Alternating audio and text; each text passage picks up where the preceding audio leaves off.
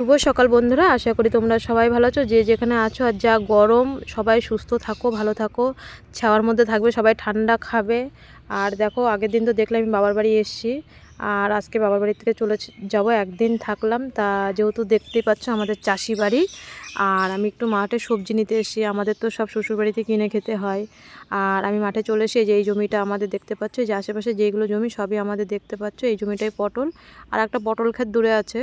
আর এটাই শশা ছিল, উস্তেও আছে, করলা বলে অনেকে, আমরা বলি উস্তে। এবার আমি উস্তে নিই না, আমাদের নাকি বলে, মা বলে যে শ্বশুরবাড়ির থেকে নাকি বলে তিতো দিতে নেই, তাই আমি উস্তেটা নিই না কোনো দিন। আর এখান থেকে আমি কটা চিচিঙ্গা নিতে এসেছি। আর মা ব্যাংকে যাবে বলে একটু ব্যস্ত, আমিও বাড়ি যাব বলে ব্যস্ত। এবার হচ্ছে আমি বললাম দাও আমি নিয়ে আসি মাঠের থেকে। আর আমি তো অনেক দিন মাঠে সবজি টবজি তুলিও না, যেহেতু 7 মাস পরে এসেছি, অনেকটা লেট করে আমি সবসময় বাবার বাড়ি আসি, আমার আসা হয় না, যেহেতু শ্বশুর আছে ঘরে। আর মেয়েকে নিয়ে তো তোমরা দেখেছোই আমার হসপিটালে থাকতে হয়। আর চলো আমি একটু চিচিঙ্গা তুলি, তোমাদের চিচিঙ্গা খেতে দেখাচ্ছি। কালকে চিচিঙ্গা তুলেছে মা, তাও বলছিল হয়তো বেশি নেই, মানে কচি কচি মাত্র, বড় হয়নি। আর দেখো, এরকম মাচার তলায় বসে বসে চিচিঙ্গা তুলতে হয়, আর বেশ ভালোই লাগছিলো এরকম তুলতে। আমি মাচার তলায় বসে বসে এরকম চিচিঙ্গা তুলছিলাম। আর দেখো, খেতে জল দিয়েছে, কালকেই জল দিয়েছে, আর প্রচুর পরিমাণে কাদা হয়ে গেছে, আর কাদার ভিতরে বসে বসেই আমি চিচিঙ্গা তুলছি। এক ব্যাগ মতন চিচিঙ্গা তুললাম। আর এদিকে কাকা বসে আছে, কাকা মানে আর কি ফুল গাছগুলো, এখানে কাকার এই গাছটাই ফুল গাছ ছিল এই ক্ষেতটার মধ্যে। কাকা বসছিল, কাকার সাথে মেয়ের ব্যাপারে কথা বললাম, পয়সা করি কাকার কাছে চেলাম, এসে আবার কটা চিচিঙ্গা তুললাম, তুলে আমি এদিকে চলে এসি।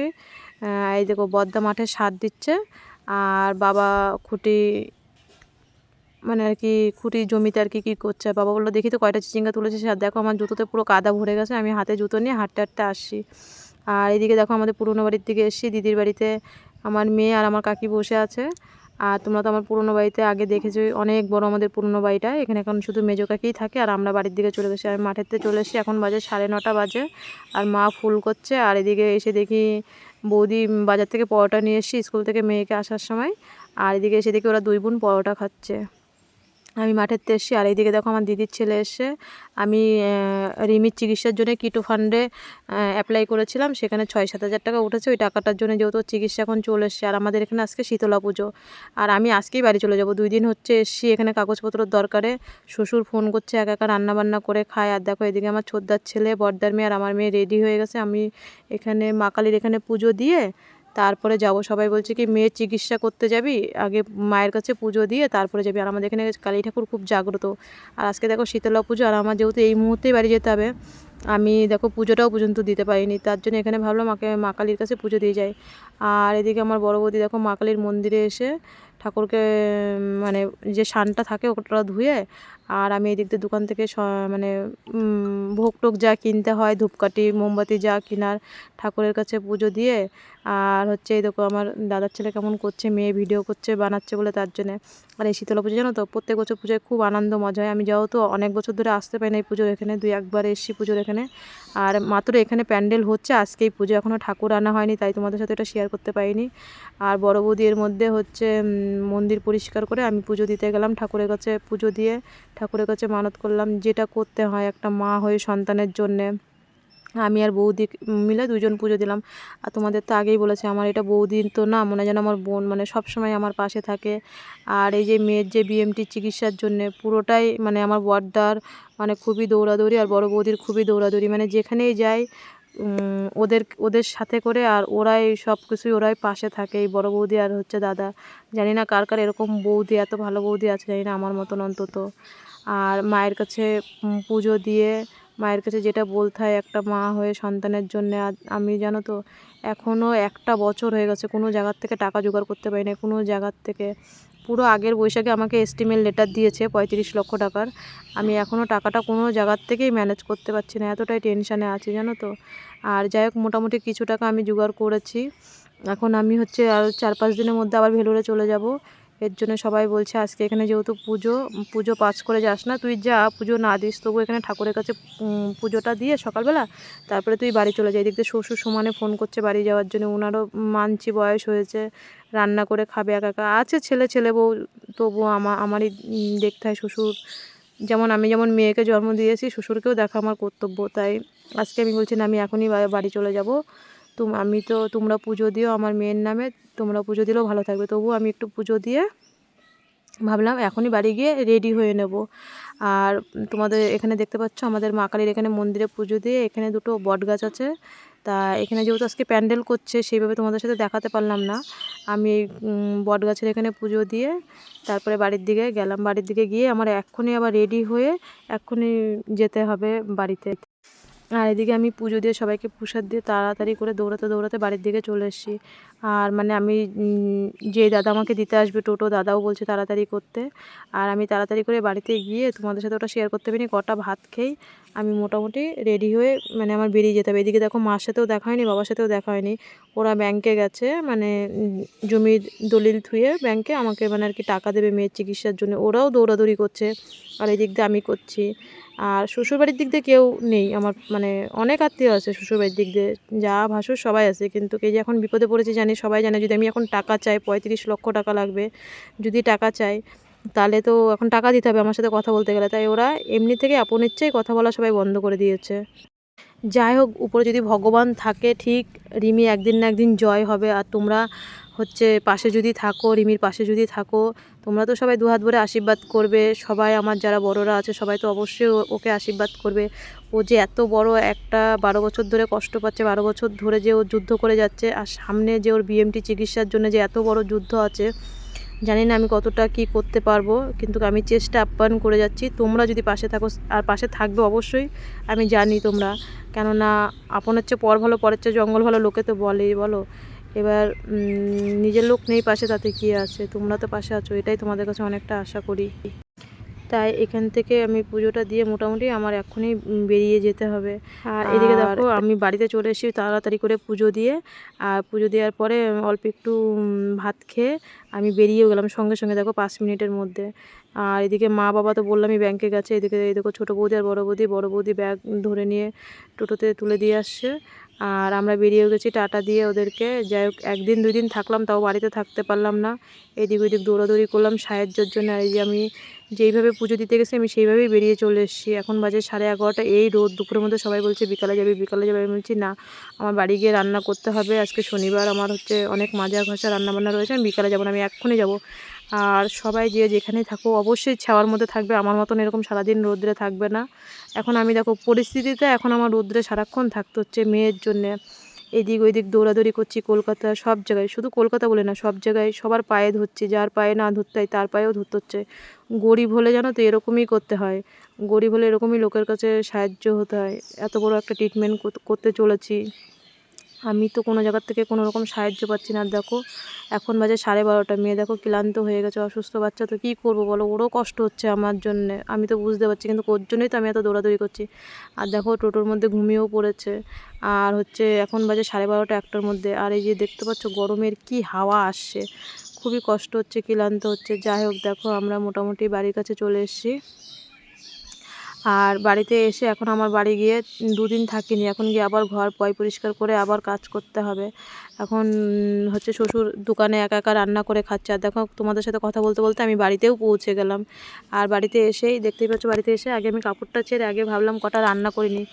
যাই হোক, কাপড়টা ছেড়েই আমি কি করলাম, কটা বাসন ছিল মেজে গ্যাসটা পরিষ্কার করে, ওই ভিডিওটা তোমাদের সাথে শেয়ার করতে পারিনি। আমি ভাত আর ডাল বসিয়ে দিলাম, বসিয়ে উস্তা আলু ভাজা আর আলু সিদ্ধ আর টক ডাল করলাম।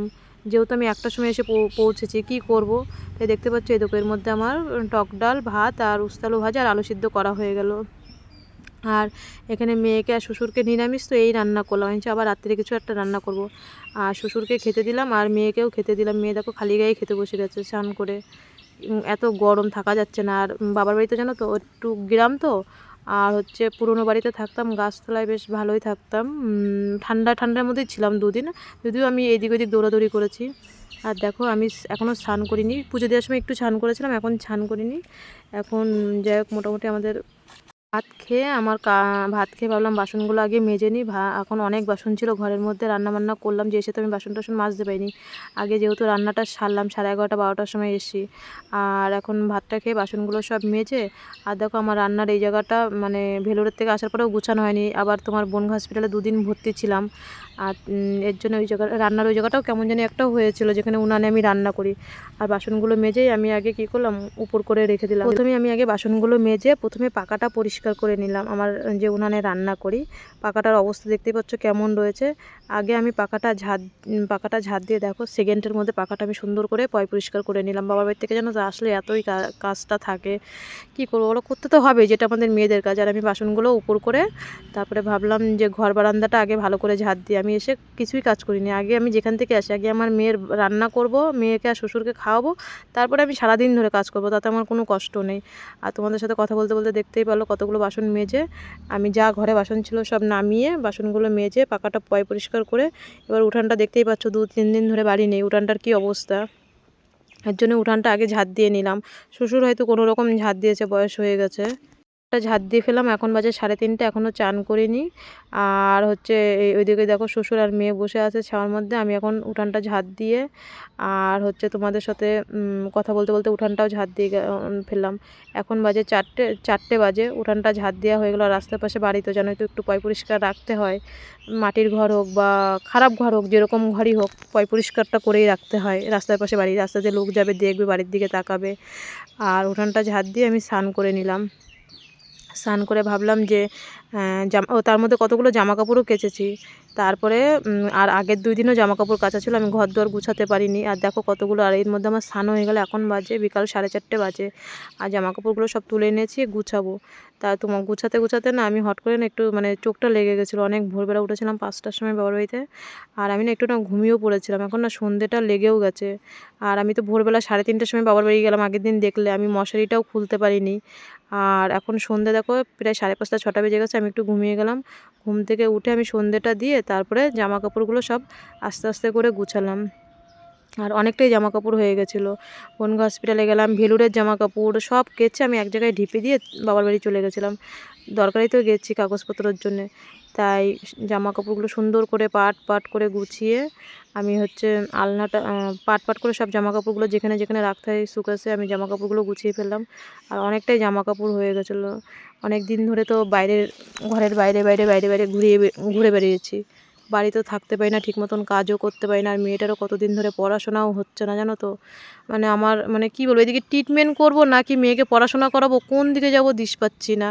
যে কথা বলতে বলতে তোমাদের সাথে আমার জামা কাপড়গুলো গুছানো হয়ে গেলো। এর মধ্যে শ্বশুরকেও চা দিয়ে দিলাম। আর এদিকে দেখো আমার বিছানাটা গুছানো হয়ে গেছে। আর তোমাদের একটা কথা বলি, রিমির যেহেতু সামনে বিএমটি চিকিৎসা, ওকে বলেছে ডাক্তার সবসময় পরিষ্কার থাকতে বলেছে, যাতে শরীরে কোনো ইনফেকশান না ঢোকে। ইনফেকশান ঢুকলে বলেছে 2-3 মাস আরও বেশি ভর্তি রাখবে।